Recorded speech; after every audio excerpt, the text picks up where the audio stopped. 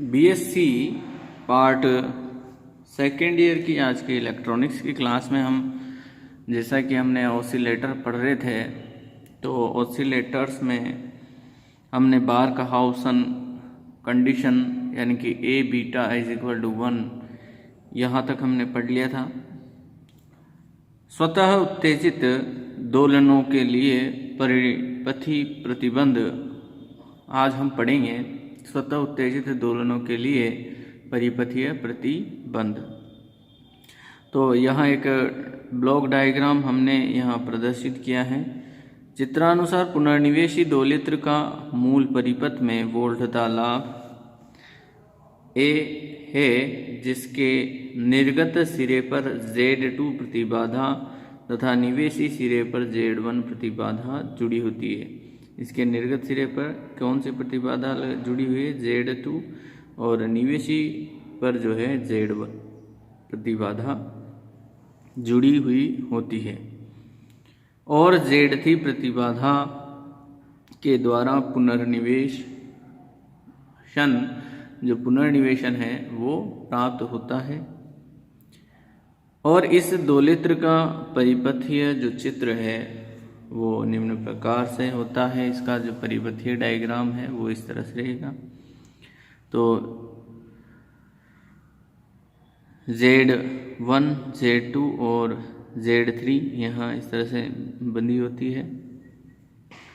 यहाँ GMVB एक धारा स्रोत है, ये प्रतिरोध RO, और जो फीडबैक वोल्टेज है वो Z1 से दी जाती है, Z1 को दी जाती है Z3 से, और आउटपुट वोल्टेज हमें यहाँ प्राप्त होती है।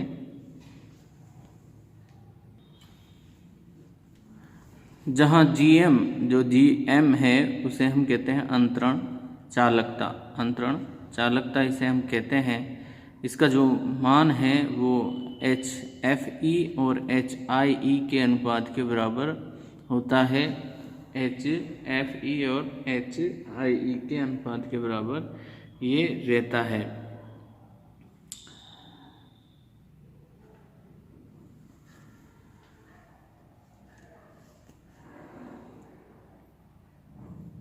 यहाँ जो RO है वो कहलाता है आपके निर्गत प्रतिरोध कहलाता है RO, और ये GM का मान हो गया HFE अपॉन HIE के रूप में।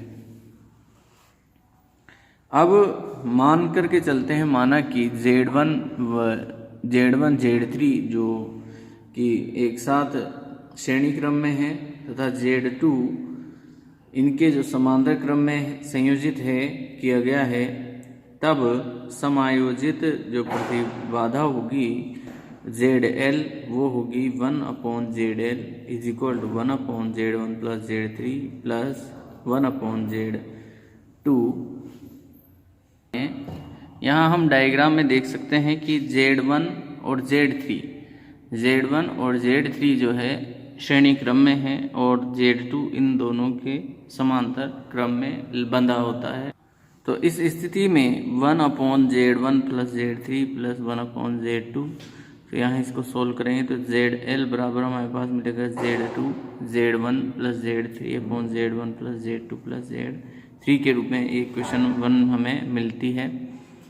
तथा निर्गत वोल्टता की बात करें तो निर्गत वोल्टता V out is equal to minus का GMVB, और ये इस रेजिस्टेंस से इसको हम मल्टीप्लाई कर देते हैं तो RO into ZL upon RO plus ZL, क्योंकि यहाँ जो ये दोनों रेजिस्टेंस हैं, ये प्रतिबाधा और ये रेजिस्टेंस, ये परस्पर एक दूसरे के जो है समांतर क्रम में लगे होते हैं। तो यहाँ इनका जो कुल मान होगा वो होगा RO ZL upon RO plus ZL के रूप में।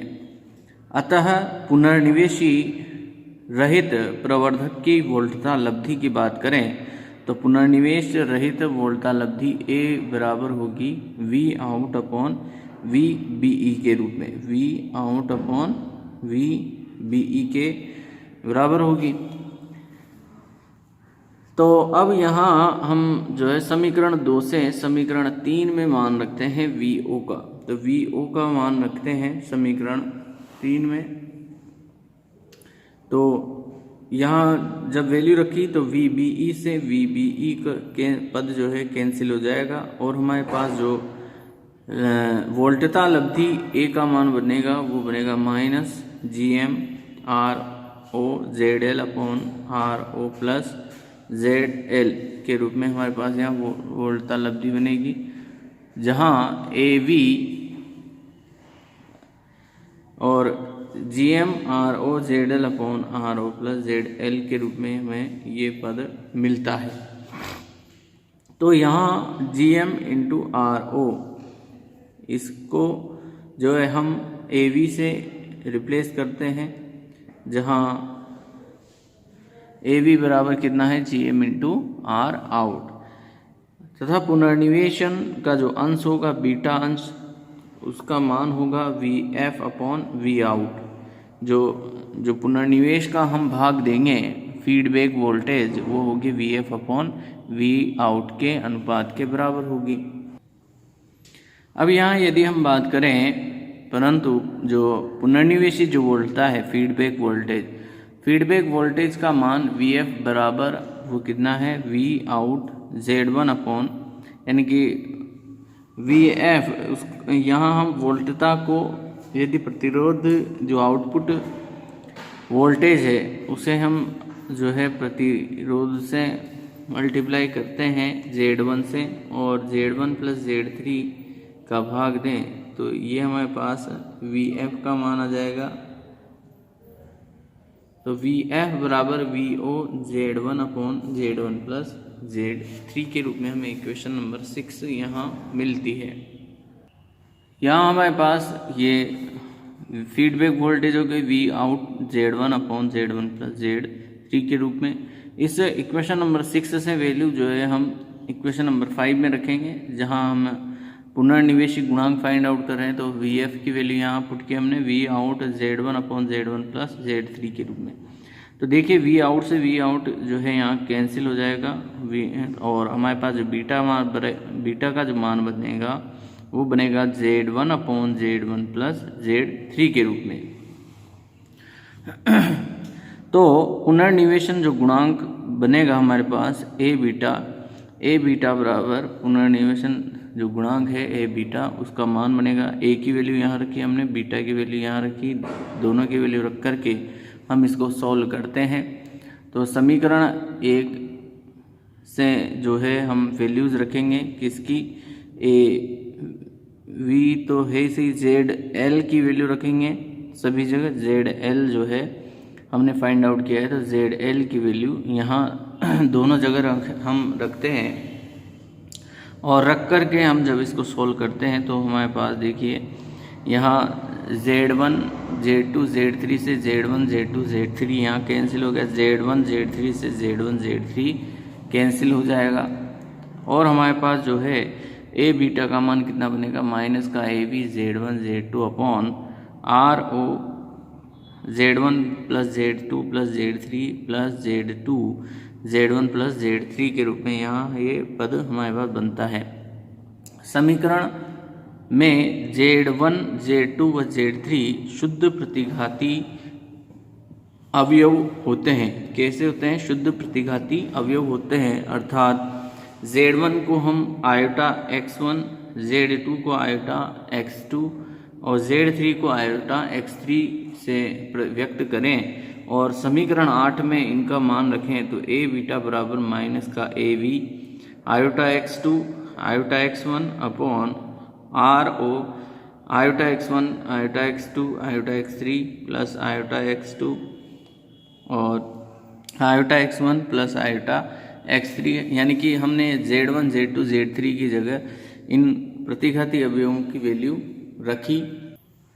वैल्यू रख कर के हम इन्हें सोल्व करते हैं तो देखिए यहाँ iota square x1 x2 iota यहाँ बाहर आ जाएगा, iota R O x1 plus x2 plus x3 यहाँ बनेगा, आयोटा स्क्वायर यहाँ बनेगा x2 x1 प्लस x3 यहाँ बनता है। अब चूंकि हम जानते हैं आयोटा स्क्वायर का मान कितना होता है, आयोटा स्क्वायर बराबर -1 बनता है, आयोटा स्क्वायर बराबर -1 बनता है।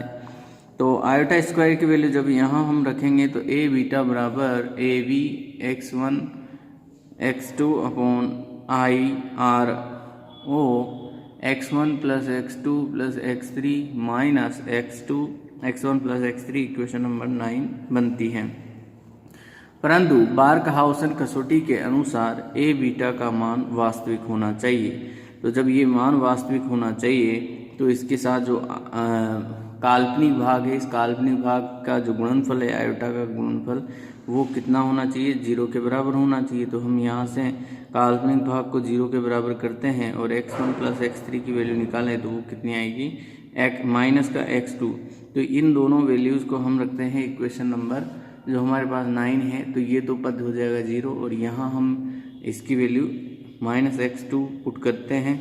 तो देखिए समीकरण 9 में जब हम मान रखते हैं तो हमारे पास जो वैल्यू आएगी वो आएगी ए बीटा बराबर A V x1 x2 upon minus का x2 और यहाँ पर भी माइनस का x2, तो माइनस माइनस क्या हो जाएंगे प्लस, तो x स्क्वायर यहाँ बनता है हमारे पास।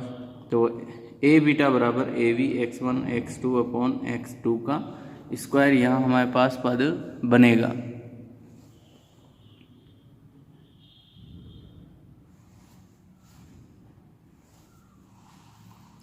अब बात करते हैं आधारभूत जो दोलित्र होते हैं उनके विश्लेषण पर। तो आधारभूत दोलित्र का विश्लेषण, अतः जो स्वतः उत्तेजित दोलित्र के लिए पुनः निवेशन प्रेरण कुंडली का उपयोग किया जाता है। तो जो स्वतः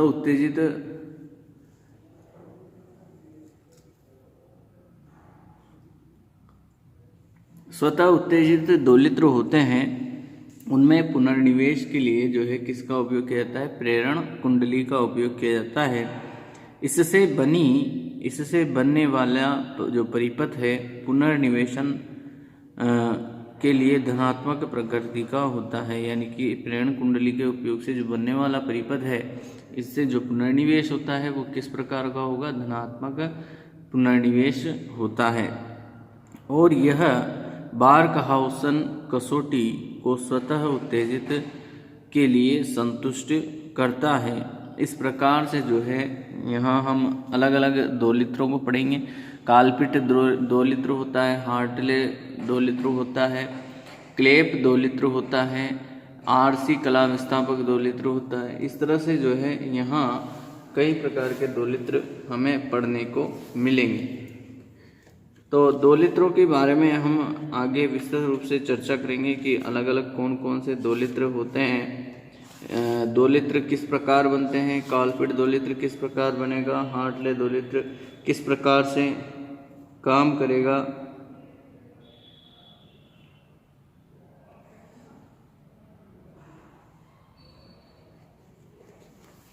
तो यहाँ हम इन दोलित्रों को डिस्कस करेंगे। तो सबसे फर्स्ट जो आपके सिलेबस में है वो है कॉल्पिट दोलित्र।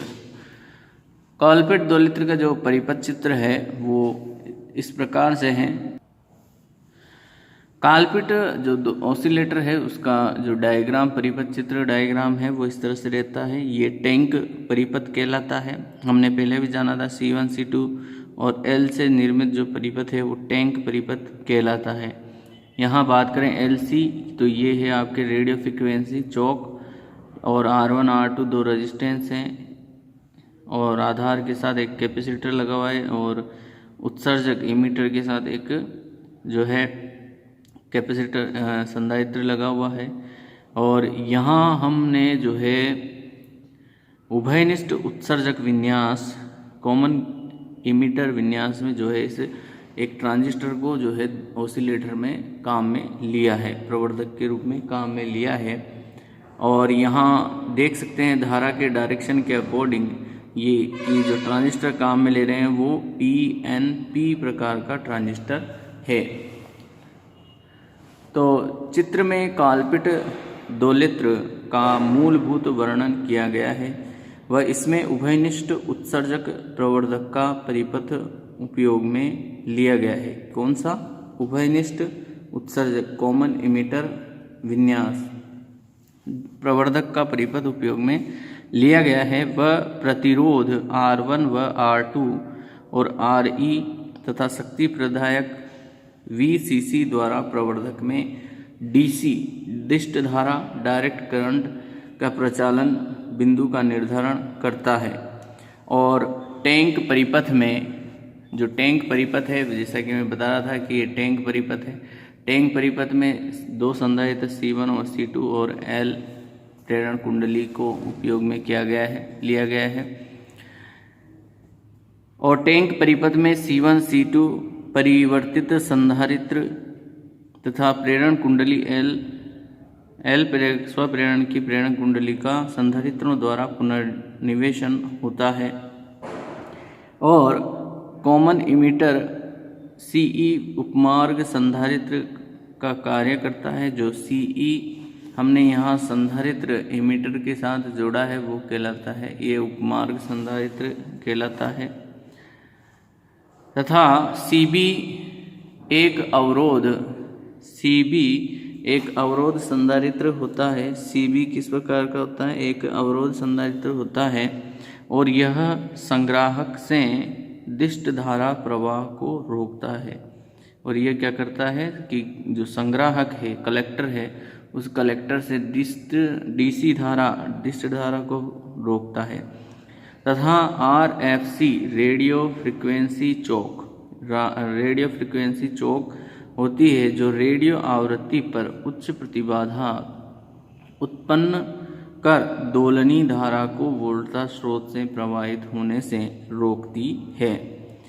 जब कॉमन इमीटर विन्यास में ट्रांजिस्टर द्वारा निर्गत विभवांतर में पाई कलांतर उत्पन्न होता है, वह पुनर्निवेशन जाल द्वारा अतिरिक्त कलांतर पाई और उत्पन्न हो जाता है। यानी कि जो कॉमन इमीटर विन्यास हम ले रहे हैं, कॉमन इमीटर विन्यास में ट्रांजिस्टर के द्वारा जो है पाई का कलांतर विभवांतर के अंतर्गत उत्पन्न किया जाता है और पुनर्निवेश जाल द्वारा भी जो है फिर से पाई का कलांतर और उत्पन्न कर दिया जाता है। इस प्रकार से जो है पुनर्निवेशन में कुल जो है 2 पाई का कुल कलांतर उत्पन्न हो जाता है। इस दोलित्र का जो तुल्य परिपथ है H प्राचल की कंडीशन में, जो H प्राचल तुल्य परिपथ बनता है वो इस तरह होगा। ये HI ही हो गया, ये वोल्टेज सोर्स हो गया HRE VCE के रूप में और VCE के रूप में हो गया। और यहाँ पर हम बात करें HFE IB, तो HFE ये रहा IB और यहाँ इसी को हम GMVBE के रूप में भी व्यक्त करते हैं। इसके साथ जो है हम समांतर क्रम में एक प्रतिरोध HOE के रूप में लेते हैं। यह आप लोगों को मैं H प्राचल के स्थिति में भी समझा चुका था कि ये होता है HRE VCE कॉमन इमीटर की कंडीशन में, और ये होगा HIE, ये होगा HFE IB और ये होगा HOE। ठीक है, तो ये कैसे ध्यान में रखने हैं ये मैं आप लोगों को H प्राचल जब मैंने पढ़ाए थे ट्रांजिस्टर प्रवर्धक में, वहाँ मैं आप लोगों को बता चुका हूँ। फिर भी मैंने इनको यहाँ पर भी डिस्क्राइब कर दिया, क्योंकि हम देखते थे वहाँ पर कि निवेशी वोल्टेज V1 और निर्गत धारा I2 को हम लेते थे, तो VCE इज इक्वल टू हम देखते थे वहाँ V2 बराबर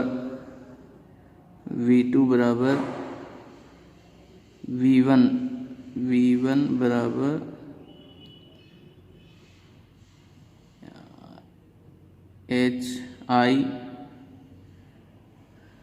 I1 प्लस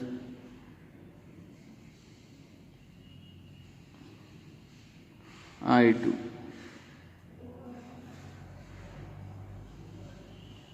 और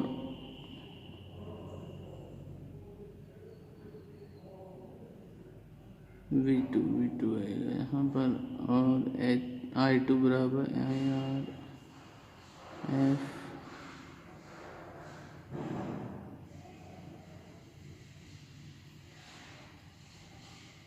HOV2 के रूप में। तो वहाँ हम इस तरह से इनको लेते थे।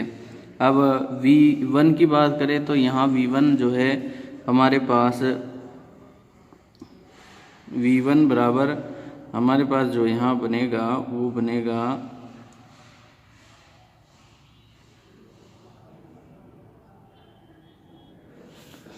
इस तरह से, जो है हम वहाँ पर इन इक्वेशंस को लेते थे।